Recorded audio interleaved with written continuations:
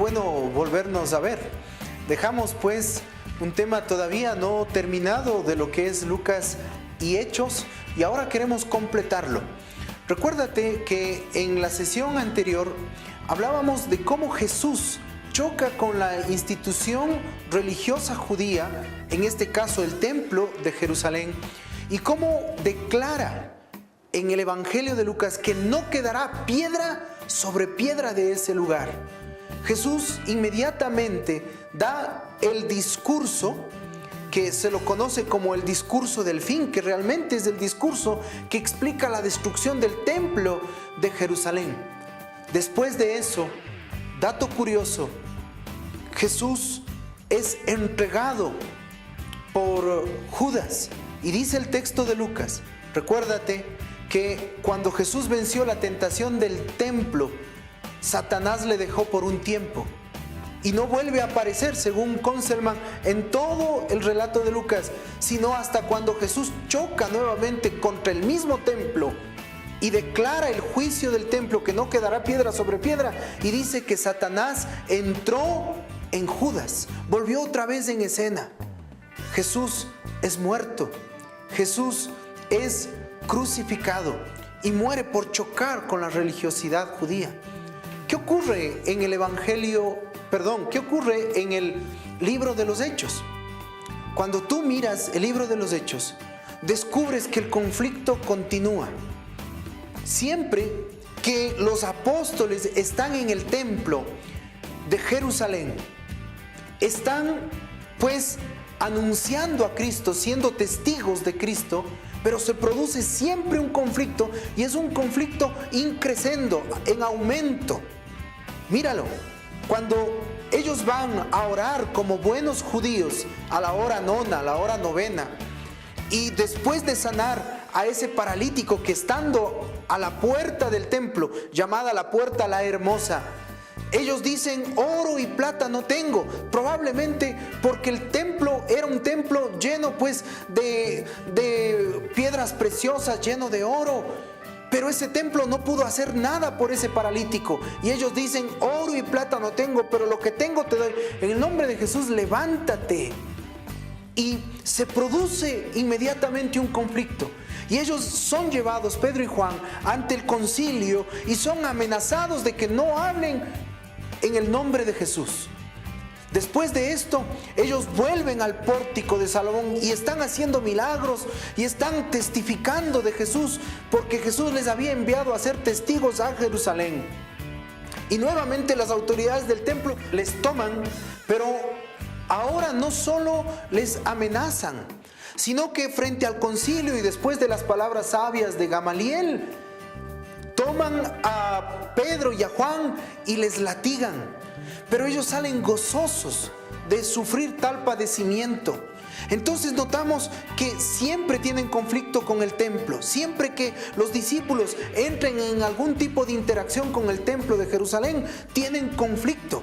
Primero les amenazan, segundo les latigan, pero tercero, dice el relato de Hechos, cuando lees de continuo, que Esteban manifestó con claridad en el capítulo 7 que el Altísimo no habita en templos hechos de manos de hombres, porque ¿qué casa me edificaréis?, dice el profeta. ¿Cuál será el lugar de mi reposo? Si el cielo es mi trono y la tierra es el estrado de mis pies, duros de cerviz, incircuncisos de corazón y de oídos, les dice a los judíos. Entonces le reaccionan y le matan. Hay conflicto, amenaza, les latigan, la muerte de Esteban, y ponen las ropas de Esteban a los pies de Saulo. El conflicto, sin embargo, no termina. Los discípulos son esparcidos por todo lado, especialmente aquellos seguidores de Jesús de origen griego, origen helenístico. Y de repente vamos a descubrir algo curiosísimo en Hechos. Las mismas palabras que dijo Esteban vuelven a ser repetidas, ¿sabes por quién? Por el apóstol Pablo, que se ha convertido, yendo a perseguir a los cristianos, se ha convertido, pero ahora en Atenas, en el centro pues filosófico religioso de aquel tiempo. Él manifiesta las mismas palabras de Esteban. El Altísimo no habita en templos hechos de manos humanas, dice el Señor. Y vemos que el apóstol Pablo retoma las mismas palabras de Esteban. El Altísimo no habita en templos hechos de manos humanas. Dato curioso, que de las palabras que dijo Esteban, esas mismas recoge el apóstol Pablo. Él estuvo presente en la lapidación de Esteban. Ahora él manifiesta en el centro religioso de Atenas lo que hemos dicho, que Dios no habita en templos hechos de manos humanas. Y notamos además que después, cuando el apóstol Pablo llega pues a Jerusalén, al final casi del relato de Hechos, vemos que nuevamente cuando entra al templo, le toman, le atrapan y declaran que él está anunciando por todo lado palabras blasfemas contra el lugar santo, contra el templo y contra la ley de Moisés. Y lo toman, lo aprisionan, y a partir de ahí Pablo avanza hacia Roma para lo que sería pues su último viaje y su tiempo final allá en Roma, según el libro de los Hechos. Entonces, dato muy curioso, que en Lucas y en Hechos el templo es visto de manera crítica. De hecho, cuando tú comparas la muerte de Jesús, Jesús en el Evangelio de Lucas muere perdonando a sus verdugos, orando por el perdón de sus verdugos. Y además Jesús muere entregando su espíritu al Padre. Eso está en el Evangelio de Lucas, revísalo. Y en Hechos, cuando Esteban muere en las mismas condiciones.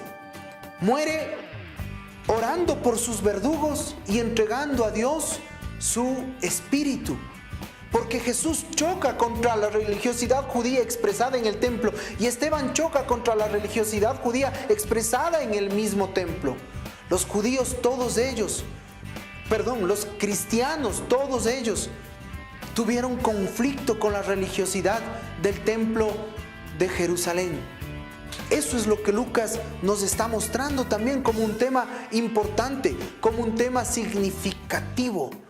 No estamos solo frente a un dato de carácter histórico, sino un dato de carácter histórico-teológico que nos quiere comunicar verdades más profundas. Jesús chocando contra esa religiosidad, que no es solo una religiosidad judía, es una religiosidad humana. Que Jesús choca contra todo aquello que quiere oprimir y que quiere reservar su derecho de Dios e impedir que el hombre pueda encontrar en Dios la salvación.